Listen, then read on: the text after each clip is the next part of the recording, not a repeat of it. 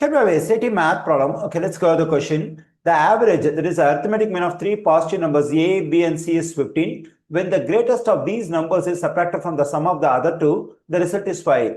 If A is less than B less than C, what is the value of A positive B? Okay, here we have the average, that is arithmetic mean of three positive numbers A, B and C is 15. Okay, to get the average of three numbers A, B and C, what we have to do is we have to add the three numbers and divide the result by 3. So this gives the average of the three numbers, but that is given in the question, that is 15. So it must be equal to 15. Okay, now let's multiply both sides of this equation by 3. When I do so, this 3 will cancel out. I'm getting A positive, B positive, C equals to 15 times 3 is 45. Okay, let me consider this is equation number 1.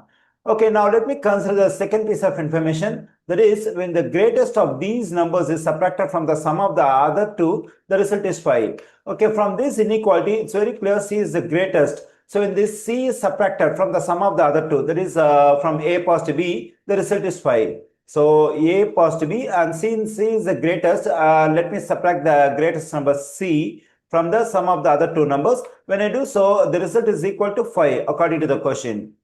Okay, let me consider this is equation number 2.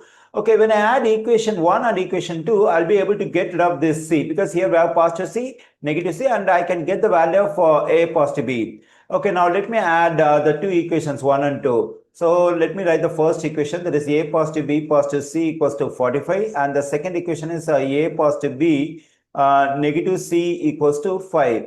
Okay, so let me add the two equations. When I add them, positive C, negative C will cancel out. And here when I add A and A, I'm getting 2A. When I add B and B, I'm getting 2B. On the right side, when I add 45 and 5, I'm getting 50. Okay, here this 2A, 2B, 50, everything is a multiple of 2. And also to get the value of this expression A positive B, I have to get rid of the 2 which is multiplied by A and also the 2 which is multiplied by B. Okay, now let me divide each term of this equation by 2. When I do so, this 2 will cancel out, here 2 will cancel out. Then we get A positive B on the left side. On the right side, when I divide 50 by 2, I am getting 25.